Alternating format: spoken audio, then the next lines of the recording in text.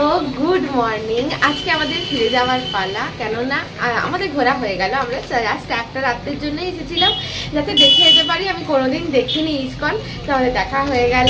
ওইখানে মন্দির, কালকে দেখিয়েছিলাম, ওইখানে মন্দির। আর আমি এখন বারান্দা থেকে ব্লগ করছি। আজকে যাচ্ছি কোথায় বলো তো? আজকে যাচ্ছি বড় মা। আমি নামটা বারবার ভুলেই যাচ্ছি। আজকে যাচ্ছি বড় মার কাছে, সেখানে মায়ের দর্শন করব। আগে এখান থেকে যাব নৈহাটি। তো কিভাবে আমরা এখান থেকে নৈহাটি গিয়ে বড় মা যাচ্ছি, পুরো জার্নিটা তোমাদের সাথে শেয়ার করব। তো সাথে থাকো, আশা করি ব্লগটা দেখতে খুব ভালো লাগবে। ব্যাগপত্র সব গোছানো হয়ে গেছে। দেখো তুমি, এই ব্যাগটা, আমার ওই ব্যাগটা, সব মানে পুরো টইটুম্বুর জিনিসপত্র। যেহেতু বেশ কয়েকদিন বন্ধুদের বাড়িতে কাটানো হলো, হ্যাঁ, তো 3-4 দিন বন্ধুদের বাড়িতে থাকা হলো। তো তার হচ্ছে ব্যাগে জিনিসপত্র। আমরা ব্লগ করতে পারিনি, একটাই কথা, আমরা ব্লগ করতে পারিনি। মানে বন্ধুদের বাড়িতে গেছিলাম যেহেতু ব্লগ করতে পারিনি। আসলে সবার একটা পার্সোনাল স্পেস থাকে, তো সব জায়গায় ব্লগ করলে কেউ হয়তো ঠিকঠাক ভাবে ক্যামেরার সামনে আসতে অতটা নয়, সাবলীল নয়। তো তাই জন্য ব্লগ করিনি। তাই তোমাদের সাথে এই জার্নিটা, যেখানে আমরা দুজন আছি, সেই জার্নিটা শেয়ার করছি। তো আশা করি ব্লগগুলো ভালোই লাগবে তোমাদের। সব লাস্টবারের মতন চেকিং হচ্ছে। ভাবি আমরা এখান থেকে কোথায় যাব, মানে সবাই যাতে আসতে এখান থেকে যেতে পারে নৈহাটি। আমাদের এখান থেকে আমরা যাব এই ঘাটে। কোন ঘাটে নাম বলো? নবদ্বীপের যে ঘাট আছে, মায়াপুর ইস্কনের ঘাট, ওইখান থেকে নদী পেরিয়ে যাব হুলোর ঘাট ওই পারে। হুলোর ঘাট থেকে তোমার হচ্ছে অটো ফটো চলে, সবকিছু একদম মানে রুটের অটো আর টোটো আছে এখানে, প্রচুর অটো কোনো মানে একটু টাকা দিলে তোমাদের কোনো সমস্যাই নেই, যাতায়াত করতে পারবে। মানে খুব ভালো, খুব ভালো। আর এখান থেকে আমাদের ঠিক হোটেলের নিচ থেকে এখান থেকেও কৃষ্ণনগর যাওয়া যায়, কিন্তু এখান থেকে যেতে অনেকটা টাইম লাগবে, যেহেতু মাঝখানে জলঙ্গি নদী পড়বে, জলঙ্গি নদীর ব্রিজ দিয়ে যাবে, তো অনেকটা টাইম লাগবে। আর বাসের ব্যাপারটা তো একটু টাইম লাগে। হ্যাঁ, তাহলে এইটা হচ্ছে সবচেয়ে শর্টকাট। এখান থেকে নদী পেরিয়ে হুলোর ঘাট থেকে জাস্ট 1 মিনিট হেঁটে গেলে অটো পাওয়া যাবে। ওখান থেকে ওই তোমার 10 কিলোমিটার, মানে 8 ঘন্টা লাগবে যেতে ওইখান থেকে। ওটা হচ্ছে সবচেয়ে তাড়াতাড়ি, এখানে 1 ঘন্টার উপর লেগে যাবে এটা দিয়ে গেলে। চলো।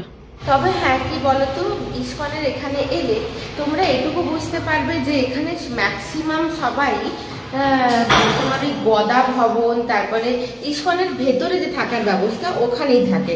আমরাও গদা ভবনেই থাকতাম, কেননা আমরা যে কালকে এসেছি রোববার, সানডেতে কোনো মানে বুকিং মানে পুরো ফুল, যার জন্য আমরা জায়গা পাইনি বলে আমরা হোটেলে আছি। আর ওখানে থাকলে হয়তো দামটা একটু কম পড়তো। আমি ঠিক দাম সম্পর্কে জানি না, তাই ওটা নিয়ে আমি বলতে চাইছি না, বলতে পারবো না আর কি। তাই জন্য আমরা এখানে ছিলাম। তবে এখানে স্টেটে তোমরা যদি কোথাও না জায়গা পাও, এখানে স্টে করতে পারো। খুব সুন্দর পরিষ্কার পরিচ্ছন্ন, এসি আছে, আর কি চাই। আমরা এখানে ফেরি হতে এসেছিলাম, ফেরিঘাটে। ওই যে এসেছিলাম না আগের দিন, তোমরা যারা আগের ব্লগ দেখেছো তারা হয়তো জানো যে আমরা স্বরূপগঞ্জ হুলোর ঘাট থেকে এই মায়াপুরের এই ঘাটে এসেছিলাম। তেমনি ঠিক একইভাবে এই মায়াপুরের ঘাট থেকে আমরা প্রথমে যাব স্বরূপগঞ্জ হুলোর ঘাটে। সেই স্বরূপগঞ্জ হুলোর ঘাট থেকে আমরা ধরেছিলাম অটো ধরে আমরা গিয়েছিলাম কৃষ্ণনগর সিটি জাংশনে। অটো করে আমরা কৃষ্ণনগর রেলওয়ে স্টেশনে গিয়েছিলাম। মোটামুটি লেগেছিল ওই 30-35 মিনিট মতন। তারপরে কৃষ্ণনগর রেলওয়ে স্টেশন থেকে আমরা গিয়েছিলাম নৈহাটি, একদম ডাইরেক্ট ট্রেন। ওখানে তো সব সময় ট্রেন, মানে 10-15 মিনিট ছাড়া ট্রেন আসছি, তো তোমরা খুব সহজেই ট্রেনেও পেয়ে যাবে। এই যে দেখতে পাচ্ছ, আমরা স্বরূপগঞ্জ হুলোর ঘাটে পৌঁছে গিয়েছি।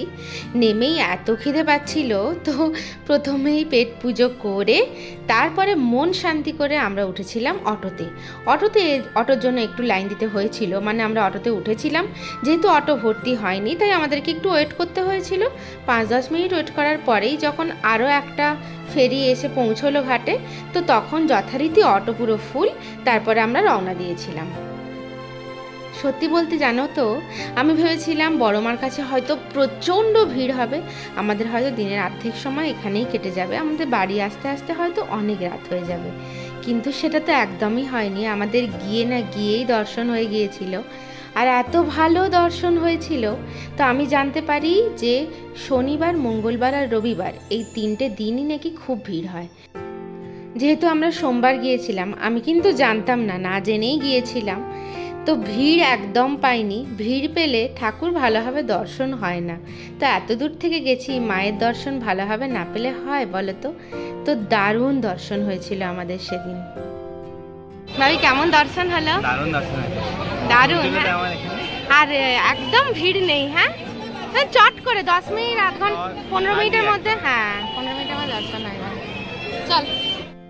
ভেতরে তো ক্যামেরা অ্যালাউ করেছিল, কিন্তু মাকে দেখতে এত ব্যস্ত হয়ে পড়েছিলাম, তাই আর ফোন নিয়ে বেশি ভিডিও করিও নি।